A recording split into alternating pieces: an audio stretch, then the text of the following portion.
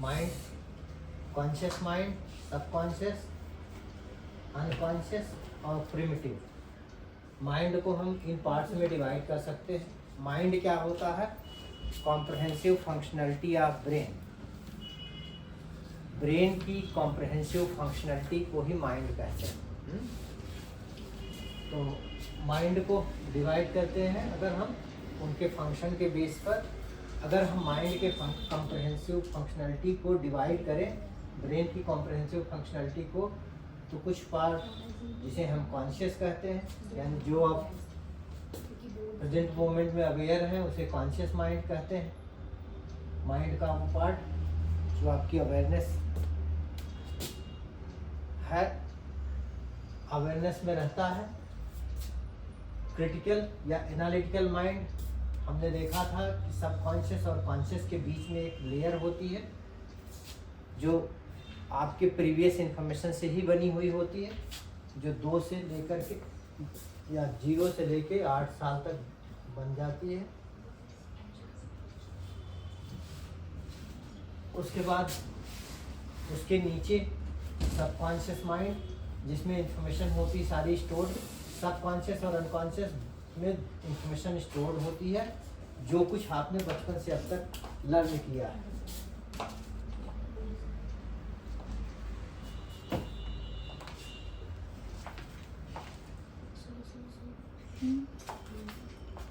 Birth till date की information. और ये प्रिमिटिव माइंड माइंड का वो पार्ट होता है जो हम जो इंफॉर्मेशन हम लेके पैदा होते हैं बाय बर्थ। ठीक है, तो जो इंफॉर्मेशन यानी पैदाइशी इंफॉर्मेशन जो हमारे साथ होती है, जिसमें सिर्फ वो इंफॉर्मेशन होती है जो सर्वाइवल के लिए नेसेसरी होता है। आपकी बॉडी के सारे बेसिक फंक्शंस और उनको इंटैक्ट रखने के मैकेनिज्म, यानी सर्वाइवल फंक्शंस, जिसमें हमने देखा था कि सारी बायोलॉजी आपकी इस प्रिमिटिव माइंड में स्टोर होती है, इससे चलती है, और सर्वाइवल मैकेनिज्म। अगर और डिटेल में चाहिए तो मैं और डिटेल में थोड़ा बता दूंगा, जो लोग नए हैं उनके लिए। तो अगर जो लोगों को और डिटेल में चाहिए कोई, तो बता दीजिए, मैं थोड़ा और एक्सप्लेन कर दूंगा। और नहीं तो ज़्यादातर लोग ओल्ड हैं, समझ जाएंगे। सर, ये सर्वाइवल मैकेनिज्म में क्या वो जो प्रिमिटिव, हम जैसे जो एवोल्यूशन थ्योरी है उसके जो कैरेक्टर्स हैं वो है सर्वाइवल मैकेनिज्म में फाइट और फ्लाइट रिस्पॉन्स जो है। और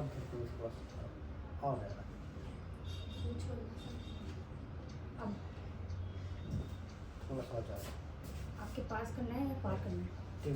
मेरी ओर भी करो, और थोड़ा सा टेढ़े भी करो, राइट और लेफ्ट।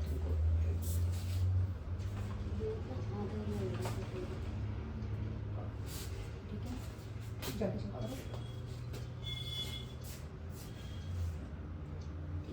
ठीक है। मिस्टर रुमान को छोड़ कर चलो। ठीक है, और कुछ इसमें जानना तो नहीं है?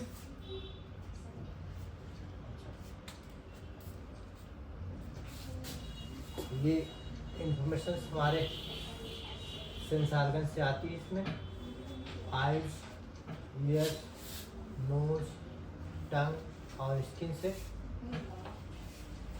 ये इंफॉर्मेशन हमारे सबसे पहले कॉन्शियस माइंड में अनरिकॉग्नाइज्ड पड़ी रहती है।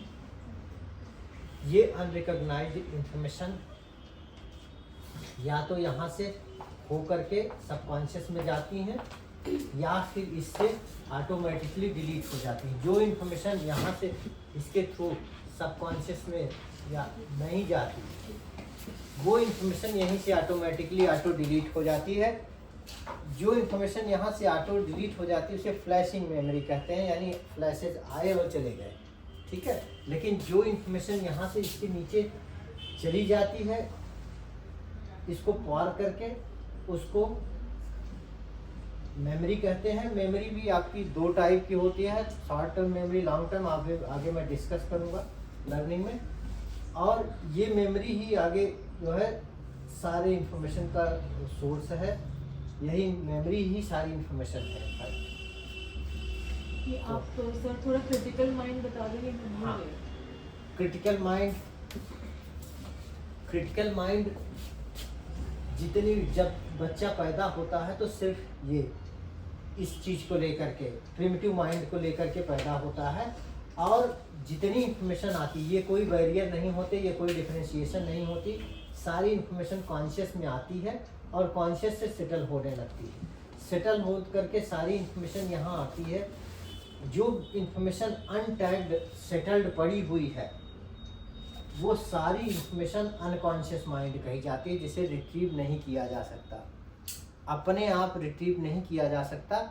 वो मेमोरी, वो इंफॉर्मेशन जिसे रिकॉल नहीं किया जा सकता कॉन्शियसली, उसे अनकॉन्शियस माइंड का कहते हैं। ठीक है।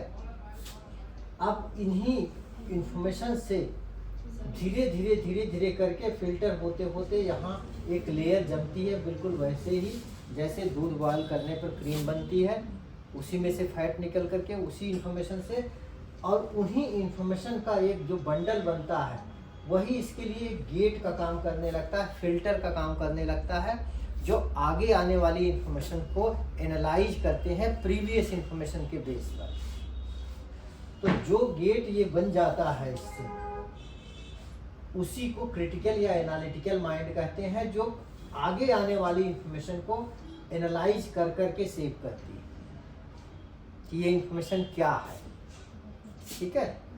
अच्छा, ये 0 से लेकर के 8 साल तक बन जाती है। 0 से 3 तक तो ये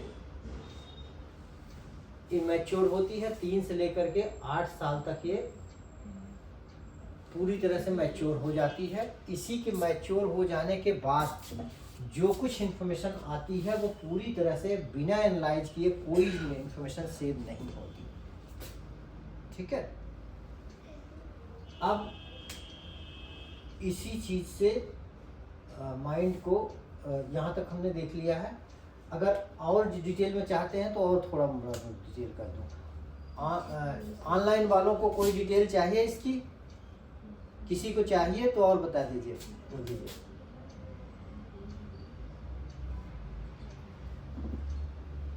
कोई कह रहा नहीं? ठीक है, सब कह रही है। अच्छा, तो अब इसी चीज़ से मैं यहाँ पर थोड़ा क्रिटिकल माइंड को और डिटेल कर दे रहा हूँ, जिससे आपको बहुत सारी क्लिनिकल इंफॉर्मेशन मिल जाएगी। तो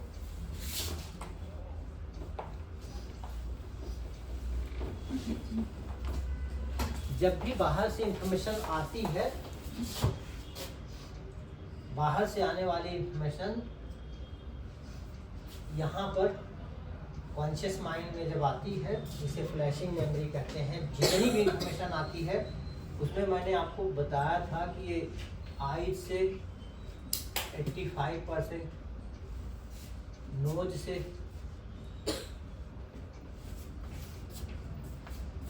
ईयर से 7%, नोज, टंग और इनसे मिला करके, ये तीनों मिला करके 7% होती है, 8%। आप ये समझ लो कि 2%, 3% और 3%, ये इंफॉर्मेशन इस तरह से हमारे कॉन्शियस में आती है। जब इंफॉर्मेशन इनिशियली आती है तो बच्चे को समझ में नहीं आता कुछ भी, जब तक कि ये क्रिटिकल माइंड नहीं बना होता, information as it is save हो जाती है। और जब सेव हो जाती है तो आगे के लिए वही रेफरेंस बन जाती है। जैसा भी रहा है, अगर एक बच्चे को कोई इमेज आती है जिसमें वो चाकू से मारते हुए दिखा रहे हैं, पर वो सब कुछ अच्छा लग रहा है, उनको वीडियो में देख रहा है कि चाकू से मारना अच्छा है, तो उसके लिए चाकू से मारना अच्छी चीज़ की तरह से सेव होगी। ठीक है। इसके कंट्रेरी जो कुछ भी इंफॉर्मेशन सेव होती है इनिशियल डेज में, वही आगे के लिए रेफरेंस बन जाती है, और वही उसके लिए बेसिक ईगो फॉर्मेशन में शेप, ईगो का शेप बनाती है। अच्छा, यहाँ से मैं इस पार्ट को थोड़ा और डिटेल कर दे रहा हूँ क्योंकि ये बहुत क्रूशियल है। Critical mind,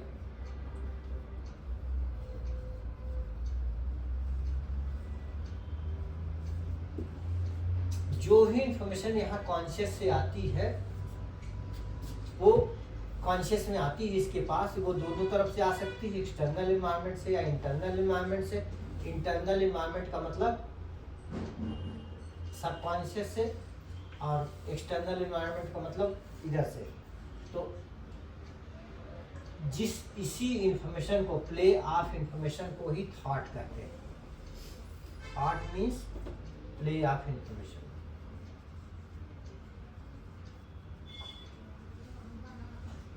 in critical mind, critical mind में जो इंफॉर्मेशन प्ले हो रही होती है उसी को कहते हैं ये थॉट चल रहा, सोच। ठीक है, अब जैसे थॉट होते हैं उसके साथ एसोसिएटेड इमोशंस मैंने डिस्कस किया था, एसोसिएटेड इमोशन भी जुड़े हुए होते हैं। तो जैसे थॉट रिकॉल होता है उसी तरीके से उसके साथ और पैरेलल फंक्शंस बॉडी के रिकॉल होते हैं। जो पैरेलल फंक्शंस हैं वही एसोसिएटेड थॉट के साथ के इमोशंस होते हैं। तो यहाँ पर मैंने बताया था कि जो भी इंफॉर्मेशन आती है वो प्रोसेस होती है। सबसे पहले या तो वो अननोन होती है या नोन होती है। दो तरह से इंफॉर्मेशन प्रोसेस होती है। या तो इंफॉर्मेशन पहली बार आ रही है जिसको पहले से कोई नोन नहीं है, और या फिर पहले आ चुकी है इंफॉर्मेशन। जो अननोन आती है वो नेगेटिवली सेव होती है, और जो नोन होती है वो फर्दर डिवाइड हो जाती है नेगेटिव और पॉजिटिव में। नेगेटिवली सेव होने का मतलब है कि हर अननोन इंफॉर्मेशन माइंड के पास उसका कोई आइडिया नहीं है, तो उसको माइंड कंफ्यूज तरीके से लेता है या स्ट्रेस फील करता है नई चीज़ से। जब कंफ्यूज या स्ट्रेस होता है तो उसे वो अनकंफर्टेबल यानी नेगेटिव मेमोरी की तरह सेव करता है। लेकिन जब कोई इंफॉर्मेशन दूसरी बार, तीसरी बार, चौथी बार आती है तो वो उसमें से डिफरेंशिएट करने लगता है कि ये अनकंफर्टेबल है या कंफर्टेबल इंफॉर्मेशन है। तो कंफर्टेबल इंफॉर्मेशन यानी गुड इंफॉर्मेशन यानी पॉजिटिव या wanted memory, wanted experiences positive के रूप में यहाँ लिखे गए हैं, और अनवांटेड या नेगेटिव इंफॉर्मेशन, नेगेटिव एक्सपीरियंसेस को नेगेटिव के रूप में यहाँ पर। लेकिन जब तक कोई इंफॉर्मेशन अनइंटरप्रेटेड है कॉन्शियस माइंड में, तब तक वो इंफॉर्मेशन न तो पॉजिटिव फॉर्मेट में है न नेगेटिव फॉर्मेट में है। ठीक है, अब पॉजिटिव और नेगेटिव फॉर्मेट में ना हो, ये डायरेक्ट इंफॉर्मेशन है, अनइंटरप्रेटेड। अनइंटरप्रेटेड इंफॉर्मेशन का सोर्स क्या है? एक्सटर्नल इन्वायरमेंट, जो एक्सटर्नल इन्वायरमेंट से पांचों सेंसेस से हमारे सबकॉन्शियस माइंड में आती है। अच्छा, ये हो गई। अब यहाँ पर एक और चीज डिस्कस कर दे रहा हूँ जो आम आदमी बेसिकली एक्सपीरियंस करता है।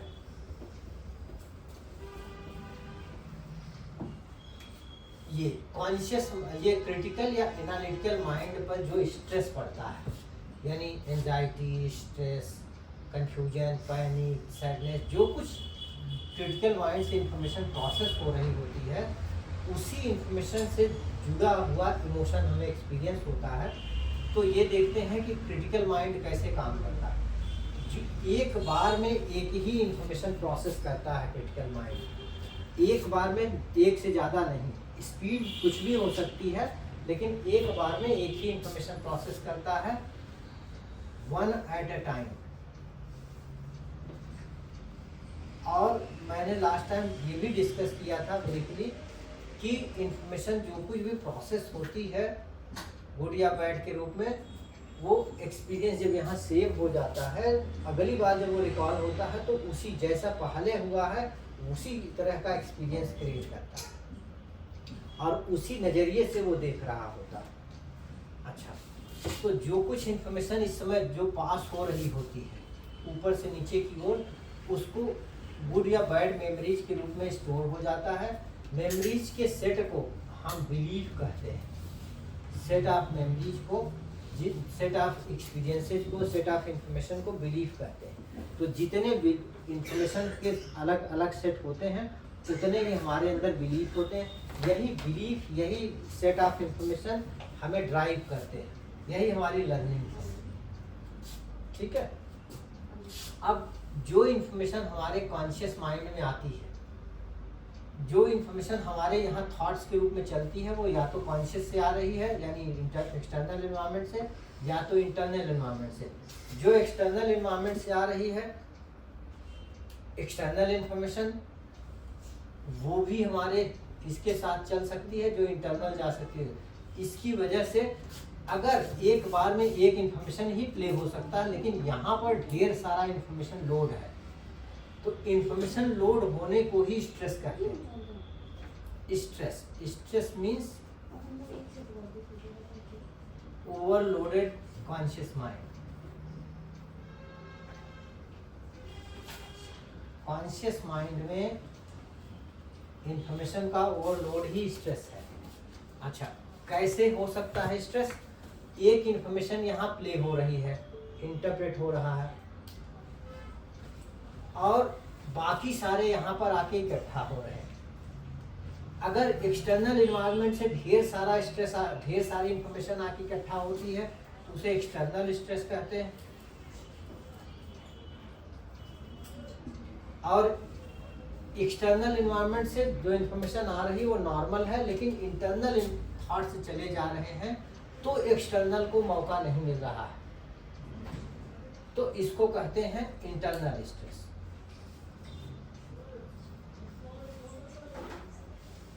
जैसे मैंने ये भी डिस्कस किया था कि इंफॉर्मेशन जो भी प्रोसेस होता है उसकी प्रायोरिटी होती है, और वो प्रायोरिटी होती है सर्वाइवल।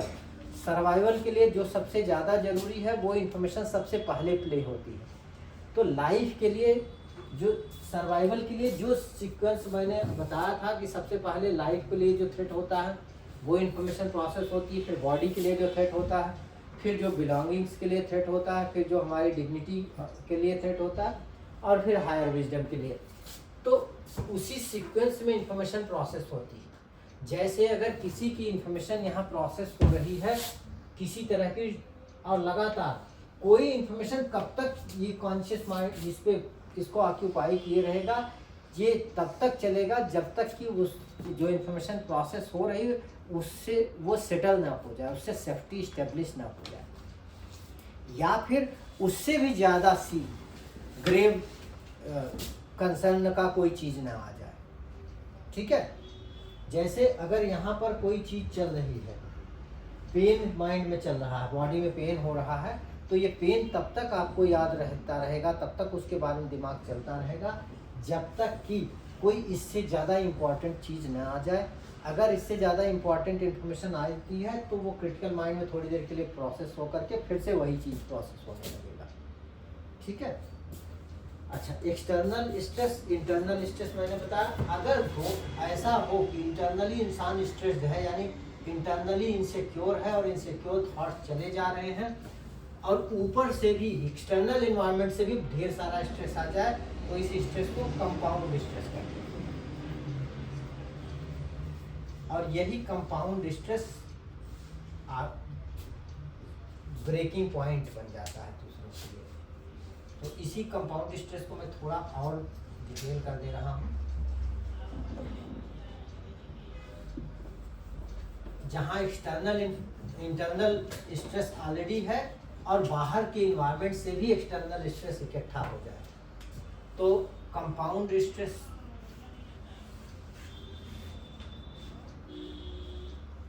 इसको हम देखें तो सबसे पहले जब ये स्ट्रेस ज़्यादा होता है तो सबसे पहला स्टेज होता है जिसे उसे कहते हैं कंफ्यूजन। जहाँ स्ट्रेस कंपाउंड होने लगता है तो सबसे पहले माइंड कंफ्यूज होता है। दूसरे में होता है, इससे भी ज़्यादा बढ़े तो ब्लैकआउट या फ्रीज हो जाना जिसे कहते हैं। ये ब्लैंकनेस या पार्शियल ब्लैंकनेस भी इसी में आती है। हाँ।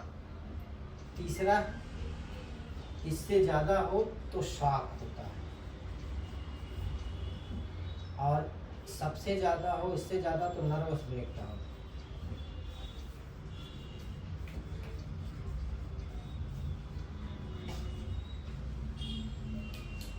इससे भी ज़्यादा हो तो कोमा, कोमा या कोमा विजिट। ठीक है, कि इसमें क्या होता है कि कंफ्यूजन का मतलब है कि इतना ढेर सारा इंफॉर्मेशन यहाँ हो गया माइंड में कि अब माइंड प्रोसेस नहीं कर पा रहा है, यही नहीं समझ पा रहा क्या इम्पोर्टेंट का है इस समय, what is of prime importance. और यही और ज़्यादा हो जाए तो फिर ब्लैकआउट, यानी ऐसा लगता है कि सब कुछ देर के लिए सब गायब हो गया, कोई इन्फॉर्मेशन ही नहीं प्रोसेस हो पा रही। और पार्शियल ब्लैंक आउट, पार्शियल मतलब पार्शियल ब्लैंकनेस, वो भी इसी में है? हाँ, उसी में है। इसके अलावा इससे भी ज़्यादा हो तो शॉक की स्टेट होती है। शॉक का मतलब ऐसा है कुछ देर के लिए इंसान ब्लैंक सा हो जाता है पूरी तरह से। नर्वस ब्रेकडाउन उससे भी आगे होती है, जहाँ पर यहाँ पूरी तरह से लॉक जाम हो जाता है और कोई भी इंफॉर्मेशन इस पार से उस पार नहीं जा रही होती, जिसकी वजह से इस स्टेट में मेमोरी भी गायब हो जाती है और इंसान वो सब भूल जाता है जो वो जानता है, बेसिक एक्टिविटी भी भूल जाता है, जैसे कि खाना पीना, उठना बैठना, चलना फिरना, ये सब भी भूल जाता है जब तक ये पास न हो। और कोमा विजिल में ये और ज़्यादा इंटेंस हो जाता है, ये पूरी तरह से चोक हो जाता है। और इसके लिए सिर्फ ये सारी चीज़ें सिर्फ एक ही चीज़ से होती है, कंप्लीट रेस्ट।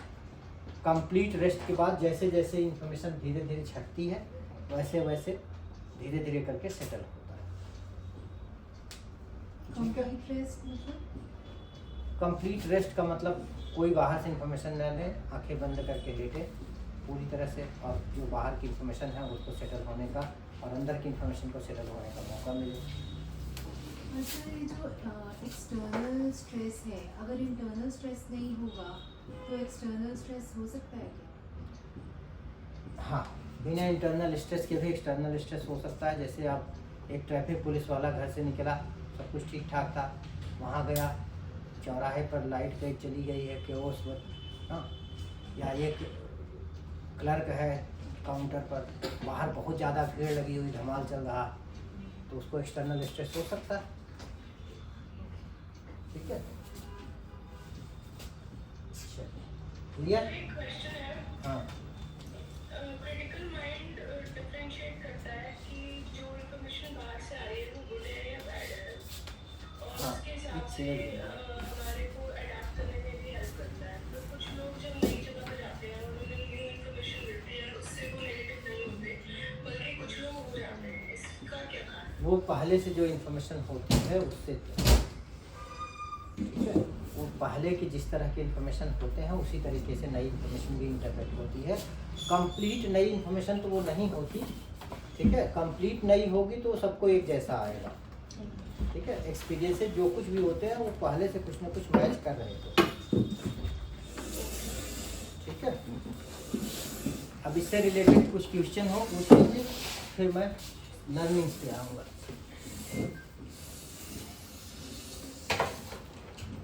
डॉक्टर, तो जब कई बार एक्सीडेंट होता है किसी को,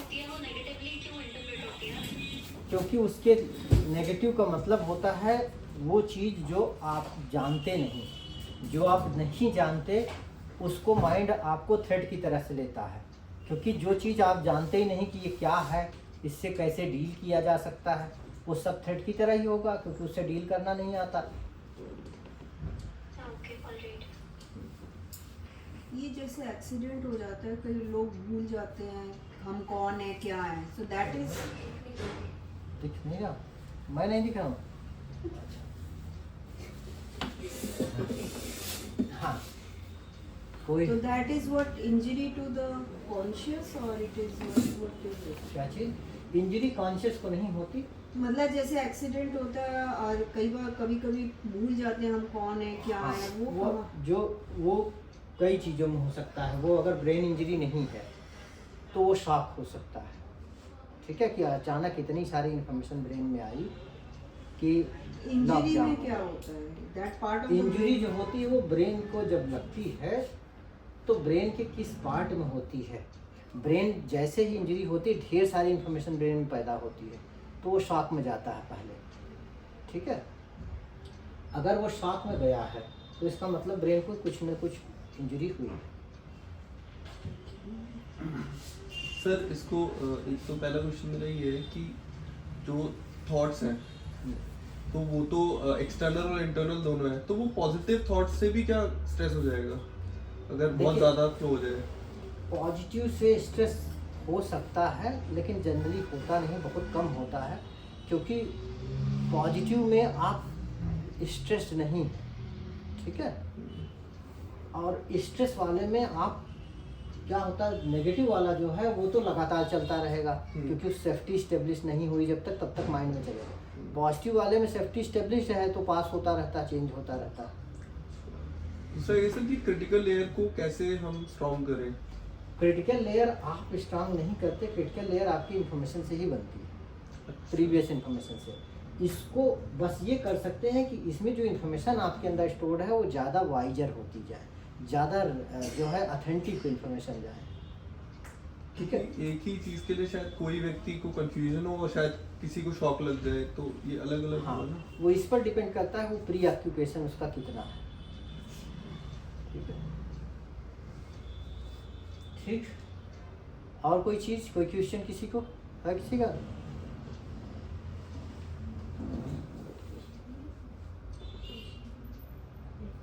हाँ, पॉजिटिव ज्यादा हो जाएगा तो ओवर एक्साइटमेंट हो सकती है। एक्साइटमेंट होएगी पर अनसेफ्टी नहीं उससे, ठीक। ओवर एक्साइटमेंट किससे होती है? ओवर एक्साइटमेंट जब कोई चीज़ आपकी इच्छा के हिसाब से हो रहा हो और जितना ज़्यादा उसकी एंटिसिपेशन होगी उतनी ज़्यादा एक्साइटमेंट होगी। ये हो गया। अब ये इमेज में हटा रहा हूँ। और सर अगर इंटरनल स्ट्रेस बहुत ज़्यादा हो हाँ। और सडनली कोई बहुत ज़्यादा पॉजिटिव इन्फॉर्मेशन आ जाए तब भी कॉन्फ्लिक्ट होके देखिए, पॉजिटिव इन्फॉर्मेशन अगर वो उस पॉजिटिव कैसी हो, इंटरनल स्ट्रेस हो, अब वो स्ट्रेस जिस चीज़ का थ्रेट चल रहा है, स्ट्रेस का मतलब कोई ऐसी चीज़ चल रही है जिससे आपको थ्रेट है, अनसेफ जिससे फील करते हैं। अगर कोई ऐसी इन्फॉर्मेशन आए जो उसकी सेफ्टी आपकी स्टेब्लिश कर दे तो वो चलना बंद हो जाएगा। पर कभी कभी कंफ्यूजन क्यों होती है? कंफ्यूजन होती है, वो नहीं हुआ, दूसरी चीज़ें चल रही। कंफ्यूजन का मतलब है माइंड ढेर सारी इन्फॉर्मेशन एक साथ आ गई और वो नहीं समझ पा रहा कौन पहले प्रोसेस करें, किसकी प्राइम इम्पोर्टेंस है, ठीक है।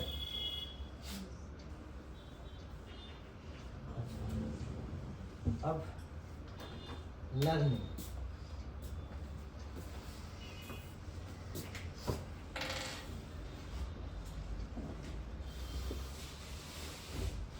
लर्निंग का मतलब होता है एबिलिटी टू टेक इम्प्रेशन।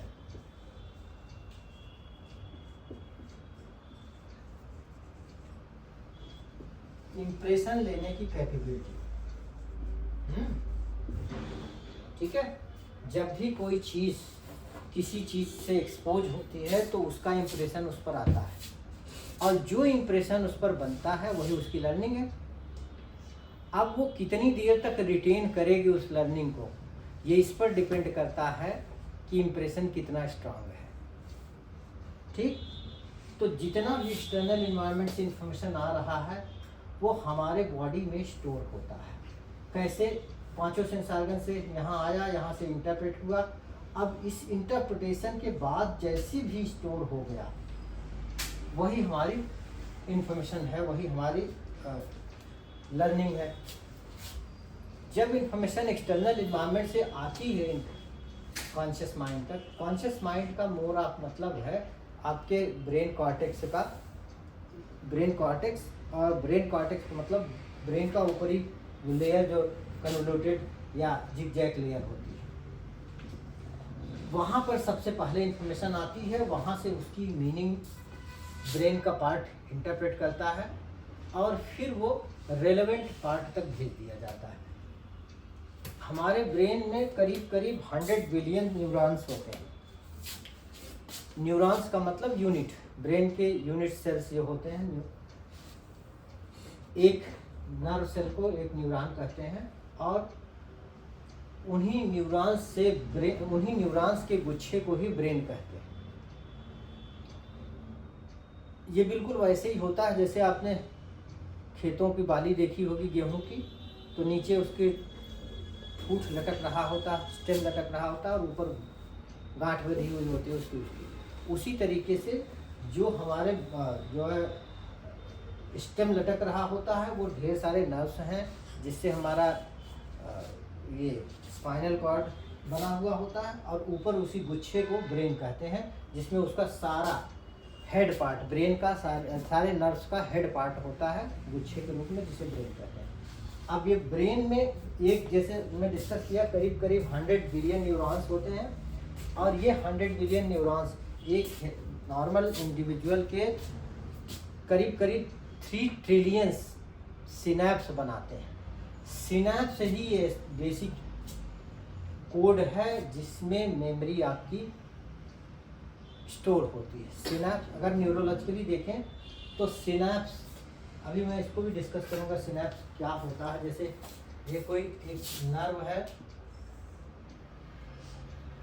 और यहाँ एक दूसरी नर्व है,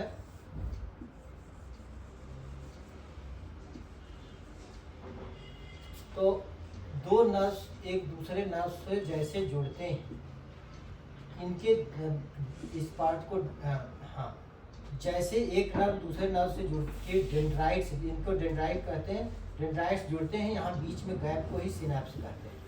तो ये सिनैप्स ही बेसिकली किस तरह से सिनैप्स जुड़े हैं एक नर्व के दूसरे नर्व से, उसी से हमारी मेमोरी बनती है, उसी से हमारा सारा इंफॉर्मेशन पास ऑन होता है, वही रिलेशन है।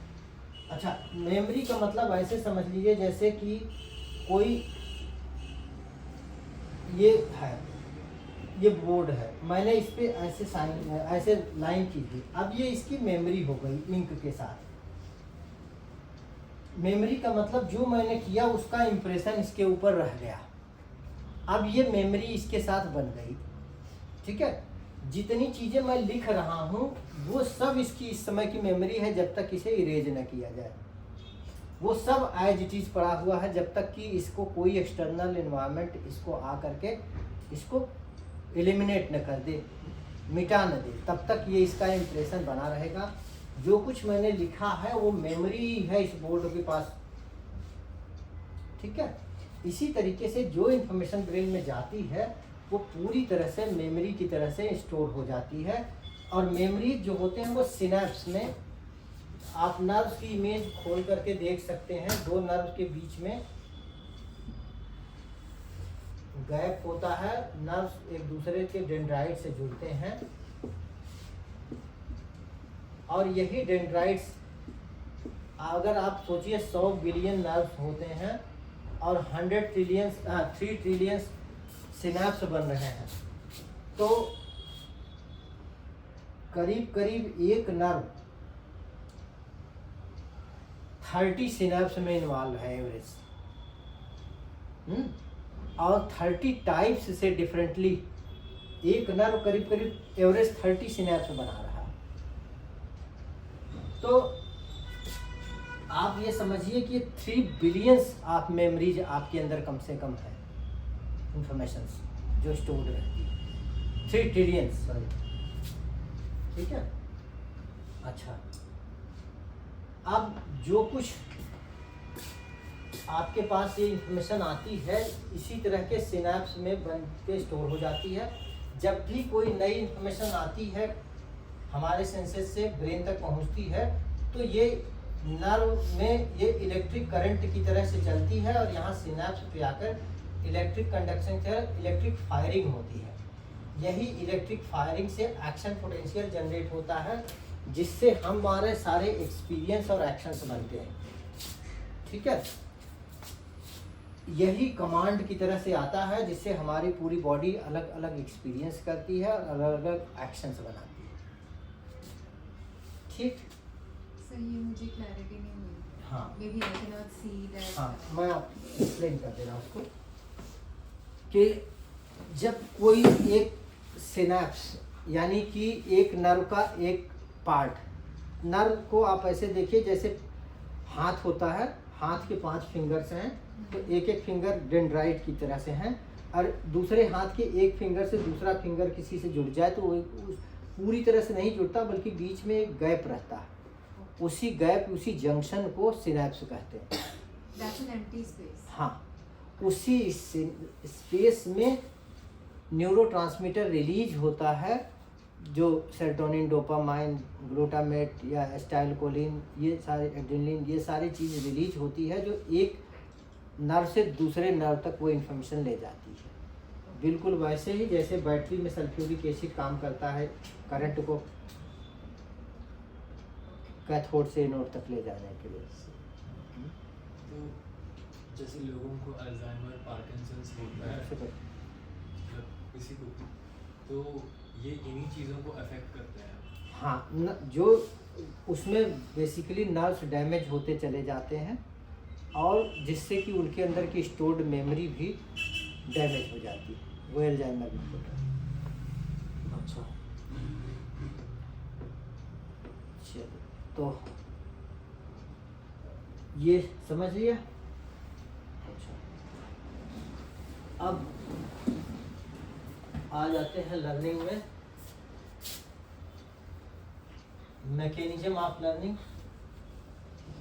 मैंने आपको बताया, लर्निंग बता दिया। लर्निंग का मैकेनिज्म कैसे होता है, जब कोई इन्फॉर्मेशन आपके 5 सेंस ऑर्गन से आती है कॉन्शियस में, यहाँ से इसको सबसे पहले ये सेंस ऑर्गन्स में आती है, सेंस ऑर्गन्स इसको ब्रेन तक भेजते हैं। ब्रेन में ये पार्ट कॉन्शियस माइंड यानी कि आपका ब्रेन कॉर्टेक्स जो होता है वो इंटरप्रेट करता है और उस इंफॉर्मेशन को प्रोसेस करके मीनिंग देता है। यहाँ पर क्रिटिकल माइंड उसको मीनिंग देता है, मीनिंगफुल्ली वो स्टोर होते हैं, और उसके साथ साथ स्टोरेज के साथ साथ उसमें तरह तरह के इमोशन जुड़ जाते हैं। कोई इन्फॉर्मेशन मान लीजिए एक आया, और इन्फॉर्मेशन मान लीजिए एक आया आपको, एक लायन है, लायन की एक इमेज आई या रोर आया, तो उसकी इमेज आपके माइंड में गई और उसके साथ जुड़ी हुई एक्सपीरियंस उसके साथ जुड़ जाएगा आपका। ब्रेन में, ब्रेन के अंदर ये अगर कॉर्टेक्स है ब्रेन का, तो ब्रेन के अंदर बीच में एक जगह होता है, एक पार्ट जिसको लिम्बिक सिस्टम कहते हैं। इसमें कई पार्ट होते हैं, बेसिकली 5 पार्ट होते हैं अलग अलग, पर ज़्यादा इम्पोर्टेंट सिर्फ ये है कि इसमें एक पार्ट होता है जिसको हिप्पोकैम्पस कहते हैं। हिप्पोकैम्पस ब्रेन कॉर्टेक्स इंफॉर्मेशन को भेजता है, कुछ इंफॉर्मेशन यहीं से डिलीट हो जाती हैं, कुछ इंफॉर्मेशन यहाँ हिप्पोकैम्पस तक आती है। हिप्पोकैम्पस ही इंफॉर्मेशन को लॉन्ग टर्म मेमोरी में कन्वर्ट करता है। जब तक ये हिप्पोकैम्पस तक इंफॉर्मेशन नहीं आई तो यहीं जितनी मेमोरीज यहीं तक रह जाती है ब्रेन के ऊपर, उसे शॉर्ट टर्म मेमोरी कहते हैं, और वो घंटे 1.5 घंटे के अंदर ही डिलीट हो जाती है। और जो इंफॉर्मेशन यहाँ हिप्पोकैम्पस तक आ गई, फिर उस हिप्पोकैम्पस उन मेमोरीज को लॉन्ग टर्म मेमोरीज में सेव स्टोर करता है, और स्टोर करके ब्रेन के डिफरेंट पार्ट्स में भेज देता है।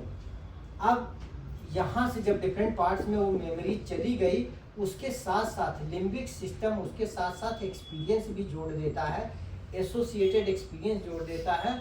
तो जब भी वो मेमोरी खुलती है तो एसोसिएटेड एक्सपीरियंस भी ओपन हो जाते हैं डिफरेंट पार्ट्स के। इसीलिए कोई भी मेमोरी रिट्रीव होती, रिकॉल होती, तो उसके साथ जुड़ा हुआ सारा एक्सपीरियंस याद आने लगता है। ठीक है, नहीं, एक बार दोबारा बता दीजिए। वो हिप्पोकैम्पस तक पहुंच गया, फिर उसने ब्रेन कॉर्टेक्स में सारी इंफॉर्मेशन पहले ब्रेन के ऊपरी पार्ट में आती है। ब्रेन कॉर्टेक्स में, ब्रेन कॉर्टेक्स उस इंफॉर्मेशन को कोर में भेजता है। वहाँ पर एक सिस्टम है जिसे लिम्बिक सिस्टम है कहते हैं। लिम्बिक सिस्टम का ही एक पार्ट होता है हिप्पोकैम्पस। यहाँ हिप्पोकैम्पस इन सारी इंफॉर्मेशन को फर्दर डीप उन इंफॉर्मेशन को डीपन करके प्रॉपर मीनिंग और इमोशन के साथ रिलेट करके और फिर ब्रेन के डिफरेंट पार्ट को भेज देता है। ब्रेन के डिफरेंट पार्ट्स में जब वो जाके सेव हो जाते हैं तो उसी को लॉन्ग टर्म मेमोरी कहते हैं। ठीक है, अगर ये इंफॉर्मेशन यहाँ तक न आए सेंटर में, उसके साथ इमोशन न जुड़े, तो वो लॉन्ग टर्म मेमोरीज में नहीं जाती, वो ऑटोमेटिकली डिलीट हो जाती शॉर्ट टर्म मेमोरीज से, और फिर वो को रिकॉल नहीं किया जा सकता।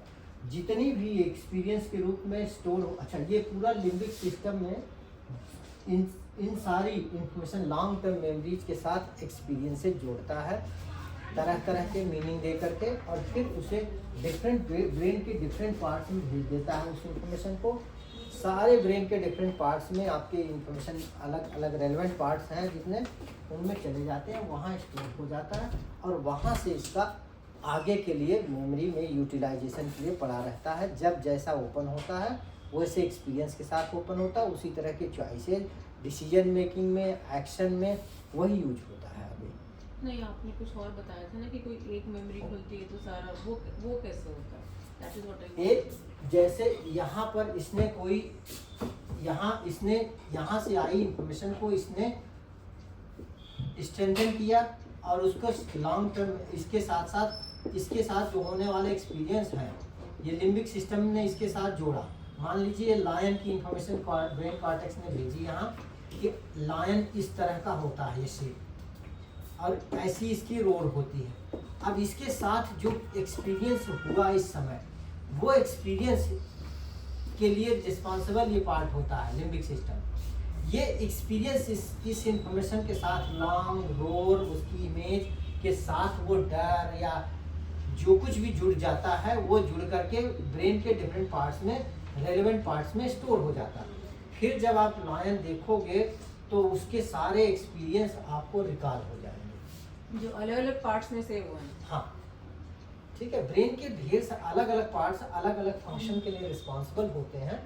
तो ये यहाँ से डिसाइड हो जाता है कि ये पार्ट किस पार्ट के लिए, किस पार्ट में सेव किया जाए, किस तरह का फंक्शन के लिए रिस्पॉन्सिबल है।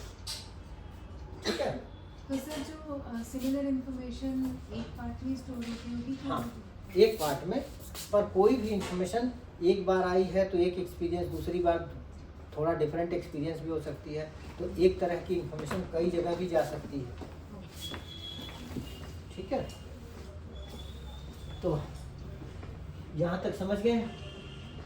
ये है फॉर्मेशन ऑफ मेमोरी कहते हैं, या फॉर्मेशन ऑफ लर्निंग। लर्निंग एक बार बन गई, ठीक, समझ में आ गया।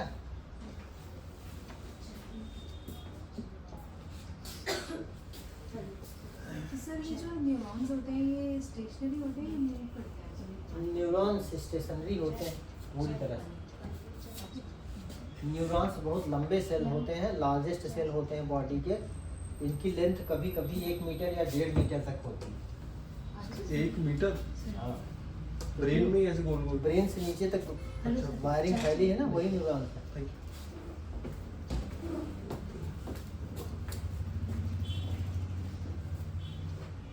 नर्व्स जिसे आप कहते हैं, वो कुछ न्यूरॉन्स का गुच्छा है, बिल्कुल वैसे ही जैसे रस्सी, धागे से मिलकर रस्सी बनती है। ठीक है, तो धागा न्यूरॉन है, रस्सी उसकी नर्व है। अब लर्निंग को हम फॉर्मेशन हो गया, लर्निंग को अब हम देखते हैं टाइप्स ऑफ लर्निंग। जो हमारी लर्निंग्स होती हैं उनकी टाइप्स क्या होते हैं। हम क्वालिटेटिव टाइप वो बना रहे हैं कि हम अगर लर्निंग को डिवाइड करें तो किस तरह से हम उसको क्वालिटी के बेस पे डिवाइड कर सकते हैं। तो अगर हम बेसिक देखें लर्निंग की टाइप्स में, तो लर्निंग्स को हम ऐसे डिवाइड कर सकते हैं। एक तो वो पार्ट हो गया जो आपने अननोइंगली लर्न कर लिया ना, कैसे, अनइंटेंशनली या अनकॉन्शियस लर्निंग। जिसको आपने लर्न तो किया पर आपको याद नहीं है। और दूसरा हम कॉन्शियस लर्निंग करें, जिसको आप जानते हैं कि आपने इसको लर्न किया है। ठीक है। अनकॉन्शियस लर्निंग में क्या आता है, इसको भी दो पार्ट में डिवाइड कर सकते हैं, प्रोडक्टिव लर्निंग और अनप्रोडक्टिव लर्निंग।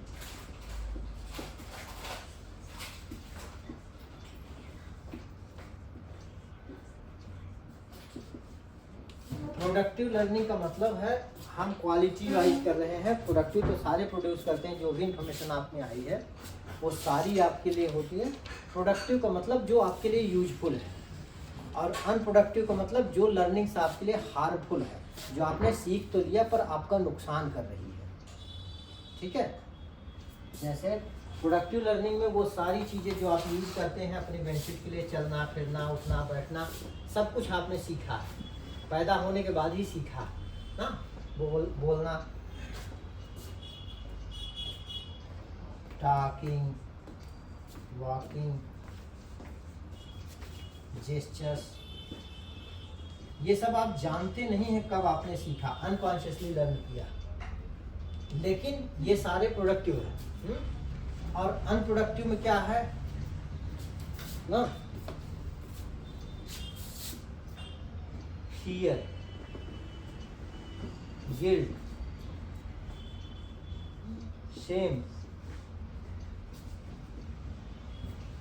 ये सारे जो और नेगेटिव इमोशन है, सैडनेस, जो ये सारे पैटर्न्स हैं, ये सब भी आपके लर्न बिहेवियर है। सब कुछ एज एब्यूसिव, जो कुछ भी आप सोचते हैं कि ये मैंने क्यों लर्न, मुझे नहीं चाहिए, जो आपका नुकसान कर रहे हैं आपकी नज़र में, वो अनप्रोडक्टिव लर्निंग हो गई, अनकॉन्शियसली लर्न किया हुआ। इसी तरीके से कॉन्शियस लर्निंग में भी, अच्छा, अनकॉन्शियस लर्निंग हमारी 90 टू, आप ये समझिए ऑलमोस्ट 95% लर्निंग हमारी अनकॉन्शियस होती है, और कॉन्शियस लर्निंग अप टू 5% ही होती है। जो हम कुछ जान करके लर्न किए हैं वो मैक्सिमम 5% है। आज तक लाइफ में आपने जो कुछ पढ़ा लिखा देखा है वो 5% ही है। डन जितना आपने लाइफ में देख करके ऑटोमेटिकली कब कैसे लर्न कर लिया नहीं पता। जो कुछ आप देख रहे हैं, सुन रहे हैं, सब कुछ ऑटोमेटिकली आप लर्न कर ही रहे हैं, और ये कभी बंद नहीं होती। जब तक आप जिंदा हैं लर्न करते ही रहेंगे। जो कुछ आंखों के सामने आएगा उसकी इमेज माइंड में जाएगी, साउंड में नहीं जाएगी। तो कॉन्शियस लर्निंग जो है वो 5% ही होती है, जिसमें आपके कॉन्शियस लर्निंग में आपके, अगर आप देखें इसमें अनप्रोडक्टिव, प्रोडक्टिव देखें तो ज़्यादातर इसमें प्रोडक्टिव ही होता है, और अनप्रोडक्टिव भी थोड़े मोड़े होते हैं जो आप लर्न कर लेते हैं। जैसे प्रोडक्टिव में सारी आपकी स्किल्स जो आपने सीखी है, एजुकेशन जो आपने कोशिश करके सीखी है, ठीक है। और अनप्रोडक्टिव में बैड हैबिट्स जो आपने किसी और को देख करके क्यूरियसली सीख ली, बैड हैबिट्स, जैसे कि स्मोकिंग, ड्रिंकिंग, हाँ, वो सब कुछ जो आपने कोशिश करके सीखा है, चाह करके सीखा है, पर यूजलेस है आपके लिए, हार्मफुल। ठीक है। तो ये हो गया लर्न। अब इन्हीं जो कुछ आपने लर्न किया है यही आपकी टोटल कैपेबिलिटी है। शायद मैंने ये पहले सेशन में भी डिस्कस किया था, योर कैपेबिलिटी। रुको, हाँ, रुको, कर दिया मैंने। नहीं नीचे वाला चाहिए। ये अब्यूजिव बैड बिहेवियर में नहीं आएगा, बैड हैबिट में आएगा, तो फिर वो कॉन्शियस में नहीं आना चाहिए, आएगा, तो फिर पर उसमें दोनों में आ जाएगा ना। क्यों? एब्यूज आपने जान करके सारे शब्द याद किए हैं कि नहीं, ये इस पर डिपेंड करता है ना। आपने ऑटोमेटिकली जैसे आपके कानों में पड़े और जान गए, या आपने लर्न किया किसी से। अब जैसे बच्चा किसी को सुन के करता है तो वो सुन के करता है तो conscious सुन, जो कुछ आप शब्द सुन रहे हो तो उसको हाँ। याद करने के लिए सुन रहा होता है। अगर याद करने के लिए सुन रहा होगा तब तो कॉन्शियस लर्निंग में आएगा।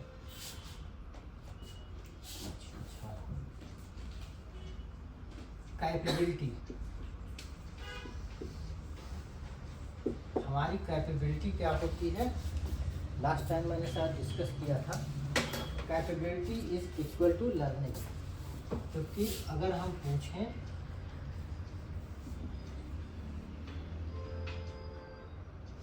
टोटल लर्निंग, टोटल लर्निंग ही हमारी टोटल कैपेबिलिटी है, ठीक है। अब ये हमारी कैपेबिलिटी है, इसमें पॉजिटिव कैपेबिलिटी भी है, नेगेटिव यानी वांटेड कैपेबिलिटी भी, अनवांटेड। लेकिन हमारी एफिशिएंसी जो होती है, एफिशिएंसी या प्रोडक्टिविटी,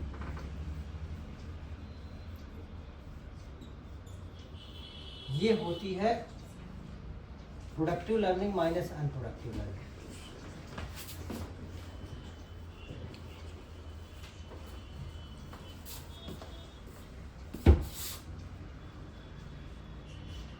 आप लाइफ में कितना कर पाएंगे ये इस पर डिपेंड नहीं करता कि आपने कितना लर्न किया, बल्कि इतना कि जो कुछ आपने लर्न किया उसमें नेगेटिव कितना लर्न कर लिया। तो नेगेटिव आपका डोमिनेट कर रहा होगा तो आपकी कैपेबिलिटी जो इफेक्टिवनेस आएगी, एफिशिएंसी आएगी, प्रोडक्टिविटी निकल के आएगी, वो अनवांटेड डायरेक्शन में आएगी ना। तो इसकी वजह से आपकी जो वांटेड प्रोडक्टिविटी है, एफिशिएंसी है, जो आप चाहते हैं, वो हमेशा बहुत कॉम्प्रोमाइज रहेगी।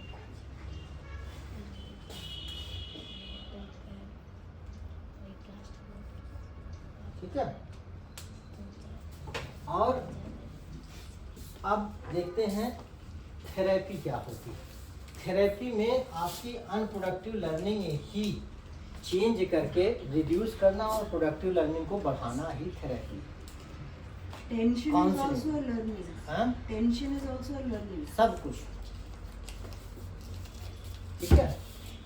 तो जो साइकोलॉजिकल थेरेपी या काउंसलिंग हो क्या है, प्रोडक्टिव लर्निंग को बढ़ाना और अनप्रोडक्टिव लर्निंग को रिड्यूस करना। जितने भी पैटर्न्स प्रोडक्टिव लर्निंग के हैं उसको इन्हांस करना, विजडम दे करके, काउंसलिंग दे करके, राइट इंफॉर्मेशन दे करके, और अनप्रोडक्टिव इंफॉर्मेशन को रिड्यूस करना, न्यूट्रलाइज करना, यही थेरेपी है। अब इससे सबकी स्पीड उतनी ज़्यादा होती है, किसी की स्पीड कितनी होगी लर्निंग की, वो इसी डिपेंड करता है कि अनप्रोडक्टिव वाला का बर्डन कितना ज़्यादा है।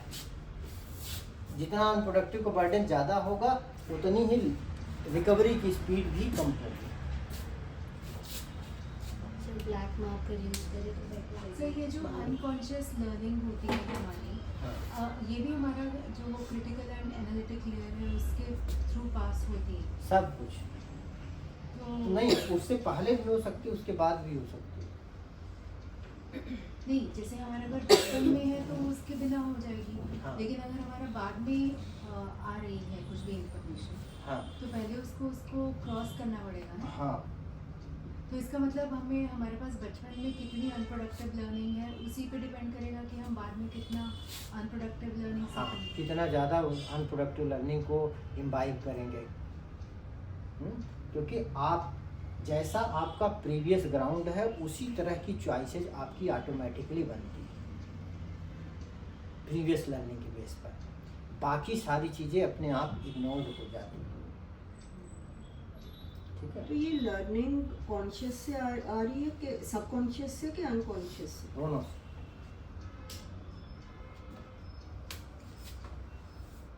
सब कॉन्शियस और अनकॉन्शियस में एक ही अंतर है कि प्रिमिटिव माइंड बनने से पहले बन गया था, वो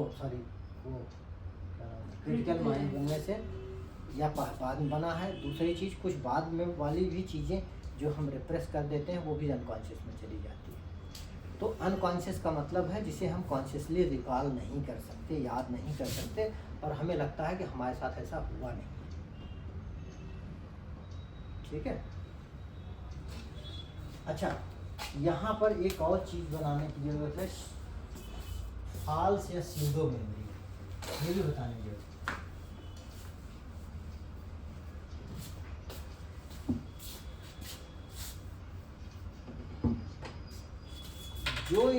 जब कोई इंफॉर्मेशन आप जितनी बार क्रिटिकल माइंड से प्रोसेस होता है उसकी हर बार एक फाइल बनती है। जितनी देर तक कोई इन्फॉर्मेशन चलेगी, जैसे इंटरप्रेट होगा वैसे ही बनेगी।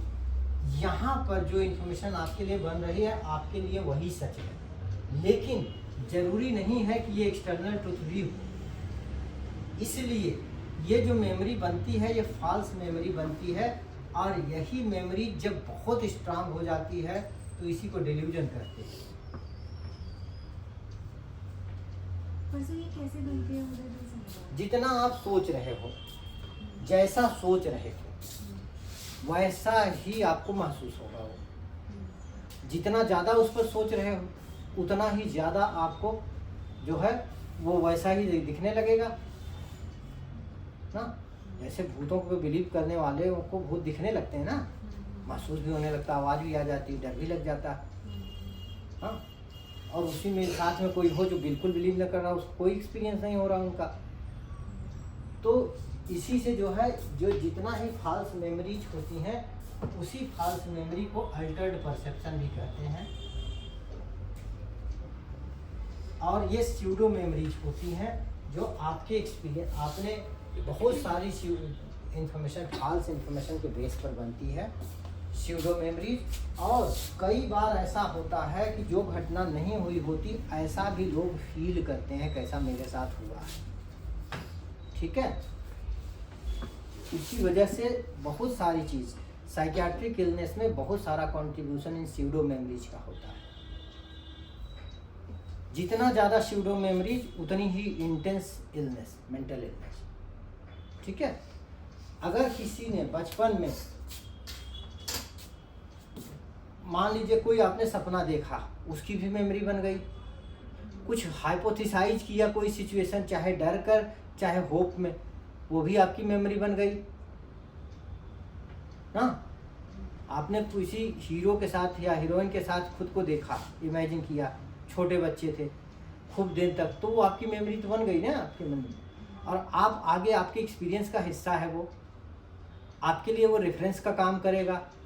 कुछ दिनों बाद अगर आप ये भूल जाओगे आपने इसे हाइपोथेसाइज किया था, तो आपकी मेमोरी तो आपके लिए ट्रुथ। ठीक है, और ऐसा होता है, बहुत सारे लोग डे ड्रीमिंग करते हैं, उसमें ढेर सारी इस तरह की मेमोरीज बनती हैं। एंजाइटीज की वजह से ढेर सारी ऐसी नेगेटिव फॉल्स मेमोरीज बनती हैं। ठीक है, तो ये फॉल्स मेमोरीज जितनी ज़्यादा होती हैं उसी तरह से हमारे इलनेस, उतनी तरह से हमारा परसेप्शन डिस्टॉर्ट होता है, रियलिटी से उतना दूर होता है, और उतना ही रेक्टिफिकेशन आसान नहीं होता, क्योंकि उनके लिए तो वो एक्सपीरियंस है, सच है, जो रियलिटी में नहीं है। ठीक है, एग्जैक्टली समझ में आया, मतलब कि कुछ देखा या कुछ हुआ उसको मैंने अपने तरीके से इंटरप्रेट किया, हाँ।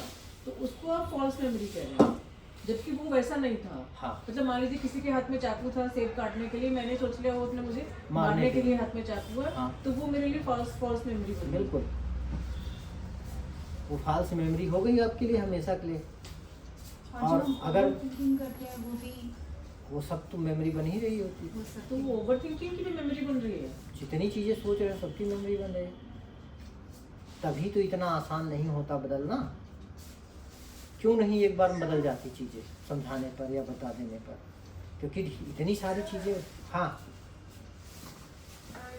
ये पूछ रहे थे कि how to cure these distortions, and second thing, do they have any impact on our genes? क्या हमारे genetic signaling पे how to be affect पड़ता है, जिससे हमारा gene को जो change आए जब हम pseudo memories बनाते हैं?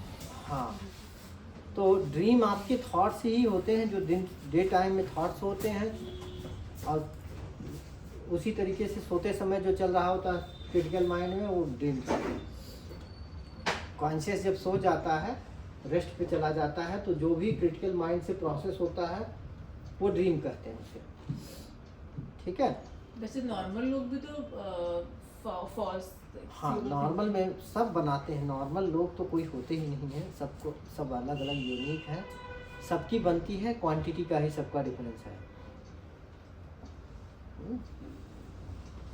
सब क्वांटिटी का ही डिफरेंस है कि कौन क्या एक्सपीरियंस पैदा करेगा। इलनेस और नॉन इलनेस में इतना ही है कि जब कोई चीज़ इतनी हो जाए जो नेगेटिवली प्रोग्रेसिव हो, अनवांटेड डायरेक्शन में डे बाय डे प्रोग्रेस करे और अपने आप वापस न ठीक हो, और आपकी लाइफ का मेजर पार्ट उससे कंप्रोमाइज हो, उसकी क्वालिटी ऑफ लाइफ आपकी, उसी को इलनेस कहते हैं। ठीक है,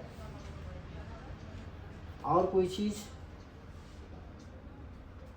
Is a dream also delusion? नहीं, ड्रीम डिल्यूजन नहीं। ड्रीम आपके हाइपोथेसिस है, जैसे सोते समय हाइपोथेसिस चल रही होती है उसे, जगते समय वैसे सोते समय।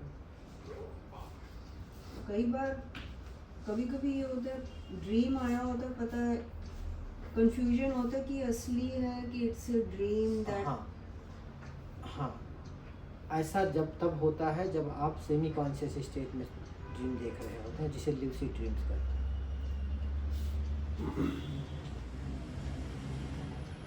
और सर इन थॉट्स को कम कैसे करें अगर किसी को मान लीजिए है? थॉट कम होते हैं, देखिए थॉट ऑटोमेटिकली वही चलते हैं जिसमें आपके होप्स या फियर्स हो। तो कोई थॉट है तो आप रिकॉग्नाइज करिए कि उसमें क्या होप या फियर छुपा हुआ है। फियर को तब तक चलेगा जब तक आप उससे सेफ नहीं महसूस करने लगते, यानी काउंसिल कर दिया खुद को, कोई ऐसी चीज़ किया कि आपकी सेफ्टी इस्टेब्लिश हो गई। और होप तब तक चलेगा जब तक आप होपफुल हैं।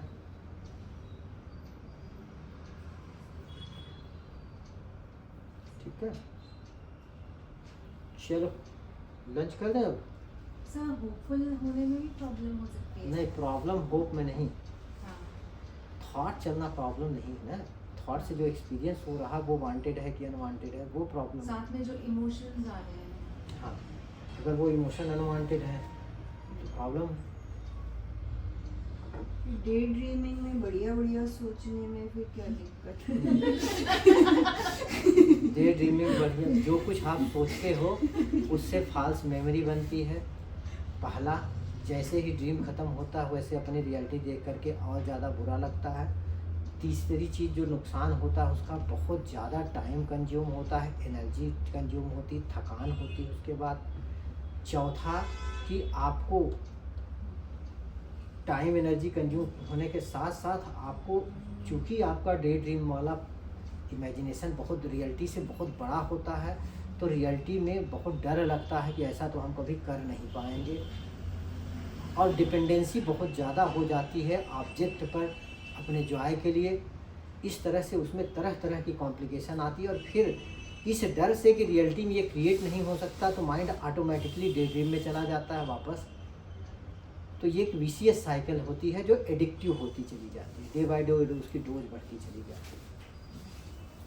सर जो ये डे ड्रीमिंग है अगर परसिस्टेंट रहती है हाँ। और अगर ये लाइफ लॉन्ग भी रहती है या इसे ठीक नहीं करते हैं तो क्या ये जेनेटिक भी हो सकती है? मतलब हमें उससे हम नहीं, जेनेटिक ऐसी चीज़ें नहीं होती हैं।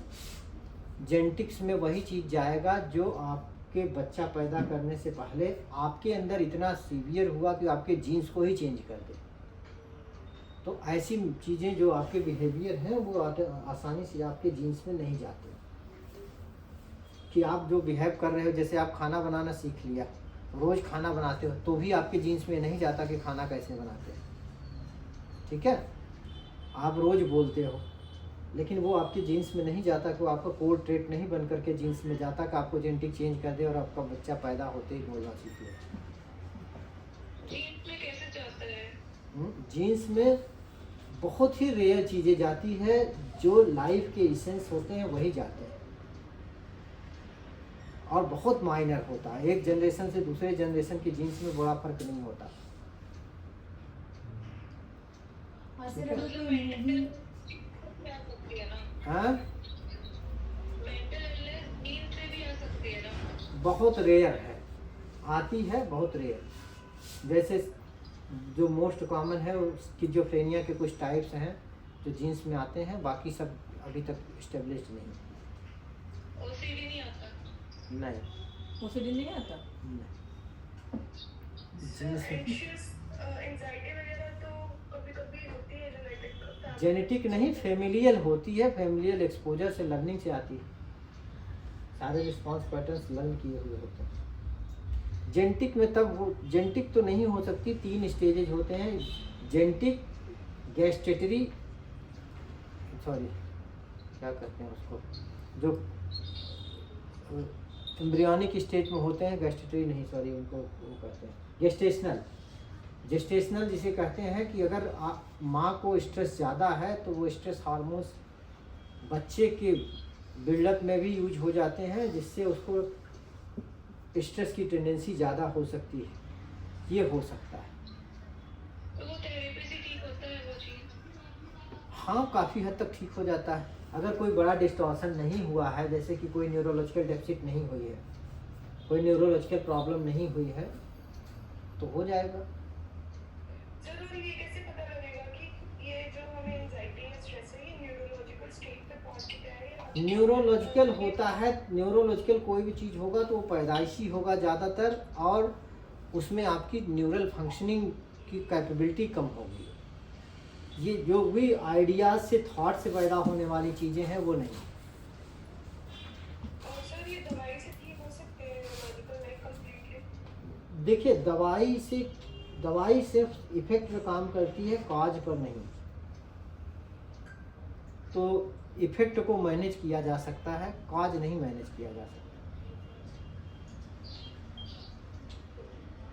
लाइक मुझे बचपन से साउंड से डर लगता है तो वो न्यूरोलॉजिकल में आते हैं। साउंड का डर पैदाइशी होता है, पर साउंड का डर मैंने लास्ट टाइम पढ़ाया था कि जो चीज़ साउंड आप रिकॉग्नाइज करने लगते हैं सेफ, उनसे डर नहीं लगता। जिनसे आप सेफ रिकॉग्नाइज नहीं कर पाते उनसे होता है। दूसरा डर बना एंजाइटी वाले को साउंड से इसलिए डर लगता है क्योंकि एंजाइटी वाला सेंसिटिव होता है ज़्यादा, क्योंकि डरा हुआ है तो उसके हमेशा उसकी सेंसिटिविटी हाइटेंड रहती है, तो वो चीज़ों को ज़्यादा इंटेंसिटी से महसूस करता है। नहीं मतलब शार्प नॉइज से जो इरिटेशन होती है ये वो इरिटेशन है, डर नहीं है। वो इसलिए होती है क्योंकि आपको ज़्यादा लाउडर सुनाई देती है देन नॉर्मल, और आपका रिस्पांस उस पर ज़्यादा होता है। डर नहीं है, इरिटेशन है, फ्रस्ट्रेशन है, बेचैनी है, उससे एंजाइटी है, फियर है, एंजाइटी फियर नहीं एंजाइटी है। ठीक है। ऐसा लगता है वो चीज ना हो, जैसे अभी गाड़ियों का साउंड आया है हॉर्न का, हाँ। तो ऐसा लगता है कि वो ना हो तो कितना बेहतर होगा, तो इसलिए इरिटेशन होने लगती है। हाँ ये सारे अपने रिस्पॉन्सेज को आप थेरेपी से चेंज कर सकते हैं, कुछ भी रिस्पॉन्स हो, बस कितने बार रिपीटेडली हो रहा है इसी पर डिपेंड करता है। कोई भी थेरेपी एक बार में ही इसलिए नहीं बदल देती क्योंकि जो भी हम मेमोरी बनाते हैं वो मेमोरी बनती है किस लेवल पर, वो मेमोरी बनती है आपकी शॉर्ट टर्म मेमोरी बनती है। इसलिए जब आप उसको जीने लगते हैं तब जाकर के वो लॉन्ग टर्म मेमोरी में कन्वर्ट होती है। जब वो उसी नज़रिए से आप जीने लगते हैं तब वो लॉन्ग टर्म में कन्वर्ट होती है। रिपीटेड शॉर्ट टर्म मेमोरीज बनते बनते बनते बनते तब जाकर के लॉन्ग टर्म मेमोरीज में और आपका एटीट्यूड बनाती है। ठीक है। और फिर वो जो डे ड्रीमिंग का आप बता रहे थे, तो मतलब वो भी कहते हैं ना कि आप जब तक सोचोगे नहीं वो चीज़ तब तक आप बनोगे भी नहीं। नहीं, डे ड्रीमिंग अलग चीज़ होती है और गोल सेट करना अलग चीज़ होता है। डे ड्रीमिंग में वो चीज़ें इंसान सोचता है जो उसकी रियलिटी में उसको लगता है कि वो रियलिटी में नहीं कर सकता। ठीक है। और गोल सेट करना वो होता है जो रियलिटी में वो कर सकता है। एक में कैपेबिलिटी इन्वॉल्व होती है, एक में इनकैपेबिलिटी इन्वॉल्व होती है। और रूटीन इमेजिनेशन में हम कैपेबिलिटीज को देखते हाँ हैं। हाँ, ज़्यादातर रूटीन इमेजिनेशन में आपको हेल्दी देखना होता है जो आपकी कैपेबिलिटी में आता है। ऑब्जेक्ट कम देखना होता है, अपने स्टेट ऑफ माइंड को ज़्यादा देखना होता है कि आप एक हेल्दी स्टेट ऑफ माइंड में लाइफ जी रहे हैं। मतलब जैसे अगर आपको गंदगी से प्रॉब्लम हो रही है तो घर को साफ नहीं देखना है, अपने आप को देखना है कि आप उस गंदगी में भी नॉर्मल हो। ऐसा आपके लिए अब वो प्रॉब्लम नहीं रह गई। जब वो प्रॉब्लम नहीं रहेगा तो हम उसको ठीक हाँ, क्यों करेंगे? वो आपके अंदर को नहीं साफ इसलिए करते हैं क्योंकि उसके बेनिफिट्स हैं। इमोशनल इशू न होने पर भी आप करेंगे, पर वो देखिए 2 लेवल पे होता है। एक है कि आपको ये बेनिफिशियल ज़्यादा लग रहा है इसलिए कर रहे हैं। सफाई करने में जो आपको मेहनत लगेगी उससे ज़्यादा सफाई होने के बाद अच्छा लगेगा, ठीक है। तो एक बिजनेस है, आप तब करते हैं जब आपको लगता है कि मेरे पास टाइम है और ये मेरे लिए ये करूँ तो वो ज़्यादा यूजफुल है। तो चॉइस बना के आप करते हैं, ना कि इमोशनल पेन से कर रहे हो, ठीक है। ओके, और उसी में यही क्वेश्चन था कि जैसे आप बोलते हैं एक्सेप्टेंस आ जाएगी तो वुंड खत्म हो जाएगा, तो वुंड तो खत्म हो जाएगा, लेकिन जो चीज़ हमको चेंज करनी है तो अगर एक्सेप्टेंस आ गई तो हम मान लो उसको चेंज हमेशा आप चेंज जो करते हैं वो अपनी चॉइसेस से करते हैं जो आपके लिए बेनिफिशियल होता है, ठीक है। वो चेंज करना भी आसान होता है जो आपके लिए बेनिफिशियल है और आपको दिख रहा है। जितना ज़्यादा बेनिफिशियल लगेगा उतनी बड़ी प्रायोरिटी बन जाएगा वो। बट ऐसा मतलब फियर ये रहता है कि एक्सेप्टेंस के बाद ये ना हो कि मैं उसमें खुश हो जाऊं और उसको एज इट इज ही रहने दूं। अगर आपके लिए वो यूजफुल होगा तो आप करोगे, ठीक है। चलिए अब लंच ब्रेक करते हैं, लंच के बाद फिर करेंगे। कुछ सपने सच नहीं करता वो क्या चीज़? सपने सच नहीं होते, सच हो। बाहर जो चीज़ें होती हैं सपने में उसकी आपको झलक मिल सकती है, लेकिन सपने सच नहीं होते। क्यों? सपने में हम दिखते हैं वही आगे हो जाता है। हाँ, बेसिकली आपको सपने जो होते हैं, जैसे मैंने आपको बताया कि कॉन्शियस माइंड और अनकॉन्शियस माइंड से, सबकॉन्शियस से इंफॉर्मेशन आपके जो फिजिकल माइंड से होकर गुजरते हैं वही थॉट है। रात में सोते समय वही थॉट आपके सपने हैं। बाहर के इन्वायरमेंट से भी बहुत सारी इन्फॉर्मेशन आपके ब्रेन में पहुंच रही होती है जो आप सोते समय आपको मिल रही होती है, आप नहीं जानते, पर इन्फॉर्मेशन तब भी ब्रेन में जाती है। उससे भी आपके थॉट्स ट्रिगर हो सकते हैं। तो कभी कभी ऐसा होता है कि बाहर से कोई इन्फॉर्मेशन, बाहर कोई बात कर रहे हैं, किसी तरह का शोर आ रहा है, कोई चीज़ आ रही और आपने उसे सपने में देख लिया, उसी से रिलेटेड। बाद में जगने पे लगा कि ये तो वही सच हो गया, ठीक है। इसके अलावा सच वो होते हैं जैसे किसी भी चीज़ का, कोई बीमार था आपने देखा, बाद में आपको उसकी बीमारी का पता है या उसकी एज का पता है, उसको सपने में देखा, बाद में उसकी डेथ हो गई, आपने सोचा, आपके माइंड ने, आपका माइंड सारे इंफॉर्मेशन को होप और फियर से इंटरप्रेट करता है और उसी तरीके से हाइपोथेसिस बनाता है। आपके होप या फियर से कोई हाइपोथेसिस बनी सपने में, दिन में भी आप सोचते हैं बहुत सारी चीज़ सच हो जाती है, बहुत सारी चीज़ नहीं होती, लेकिन आप जो सच नहीं होती उसको काउंट नहीं करते, जो सच होती वही काउंट करते हैं। कुछ एक्सीडेंट वगैरह भी होते हैं तो पहले दिखता है। हाँ, ऐसा हो सकता है, एक्सीडेंट वगैरह को दिखे, पर ऐसा हर बार नहीं होता कि सारा सपना आपका सच हो, क्योंकि आप रात भर सपने देखते हैं। 60-70% होता है। नहीं, जो आप याद रखते हैं वो ही सपने आप सपने जानते हैं, सपने आप बहुत देखते हैं, पर जिन सपने के साथ आप जग जाते हैं सिर्फ वही जानते हैं कि आपने सपना देखा। बाकी भूल जाता है। हाँ, जैसे आपके मन में दिन भर थॉट चल रहा, किसी के बारे में थॉट चला, वो मिल गया, तब तो आपको लगेगा कि आपने इसके बारे में सोचा, वो आ गया। बाकी 1000 लोगों के बारे में और भी सोचा, जब आपको पास हो गया, ख़त्म हो गया आपके दिमाग में, आपने सोचा भी नहीं। वो क्या एक नॉर्मल प्रोसेस है? बिल्कुल नॉर्मल प्रोसेस है।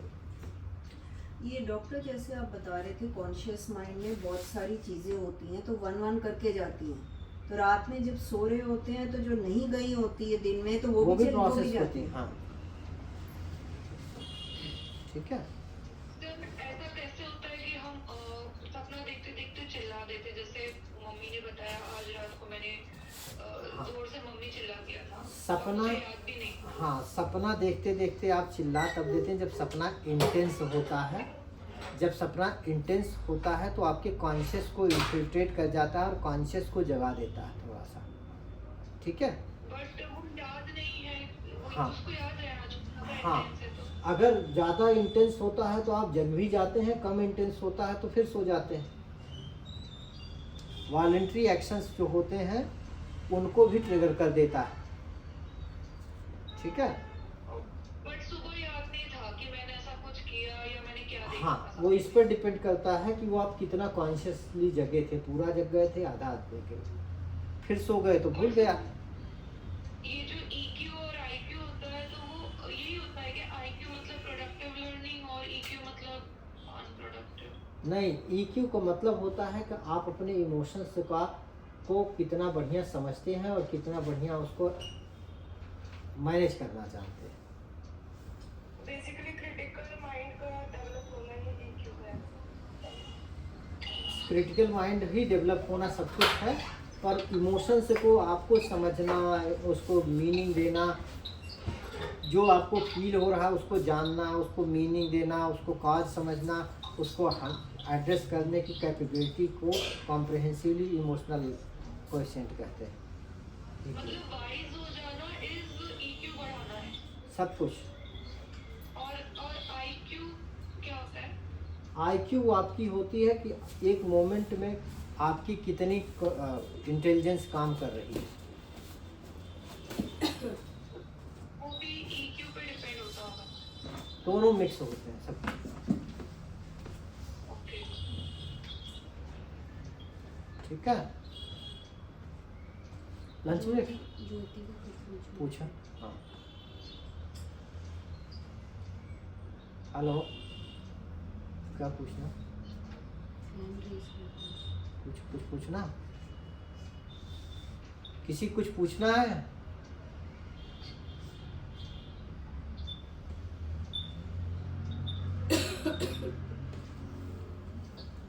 नहीं, चलो, नहीं ना, लंच ब्रेक आधे घंटे बाद फिर से 3:30 बजे के आसपास मिलेंगे फिर बिहेवियर डिस्कस करने के लिए। ठीक है।